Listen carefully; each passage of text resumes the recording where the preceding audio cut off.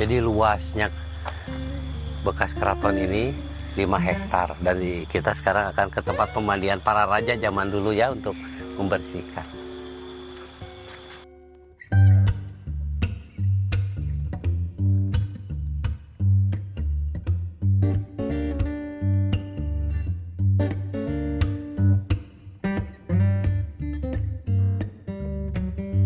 Assalamualaikum, sampurasun. Para keluarga kerajaan mungkin ya, dengan para putra putrinya dulu di sini mandinya.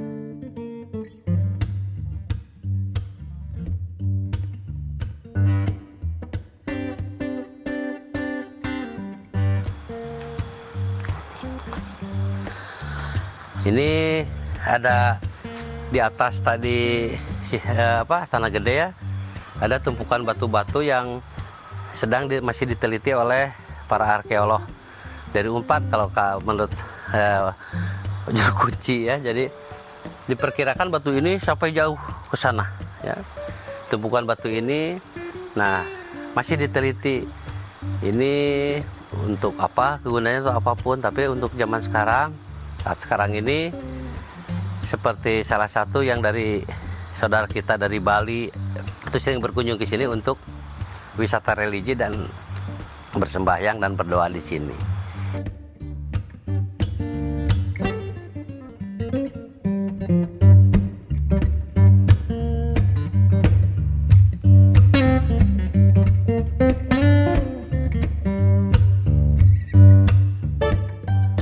Nah ini rotan ini, tuh banyak.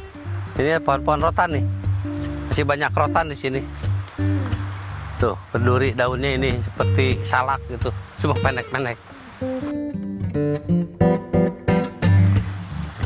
Ini tapak darah ada ya, tapak darah ini obat pendarahan ya. Orang-orang yang setelah melahirkan atau apa ini bagus kalau digodok. Nah ini disebutnya pohon hanjuang mini ya, hanjuang merah kecil ya. Ini obat juga ya, obat juga ini.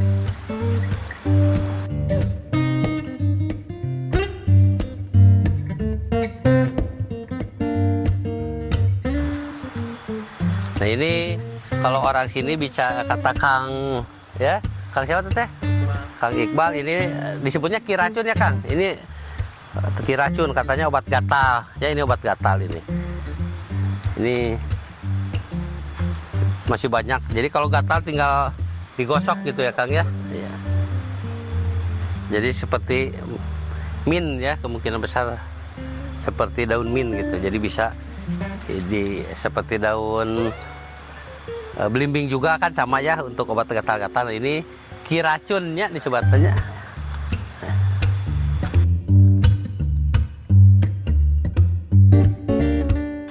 Mata air tadinya tuh, mata air yang dari tempat pemandian para keluarga kerajaan ini ya, dari Cikawali ya, mengalir ke arah Cibulan, anak sungai dari Citanduy ya. Nah ini saudaraku semuanya, saudara-saudara aki-aki beki ulin ya, kinimu ini masih ada hunjur ya, atau bukit ya, dan banyak batu-batu yang terlihat. Saya berkeyakinan bahwa eksplorasi atau ekskavasi di sini mungkin karena satu dan hal belum semuanya, tapi saya sangat yakin kalau melihat seperti ini ya, ini kemungkinan besarnya masih banyak batu-batu berupa prasasti ataupun lingga yoni mungkin yang masih terkubur. Ini perasaan saya barusan langsung melihat ke arah sebelah kanan, dan di sini ada hunjur ya, unur sama ya, berupa bukit kecil dan terlihat tonjolan-tonjolan batu-batu alam. Dan kemungkinan besar biasanya para karuhan atau kasepuhan kita zaman dulu disitulah tempat membuat sesuatu untuk spiritualnya. Cag.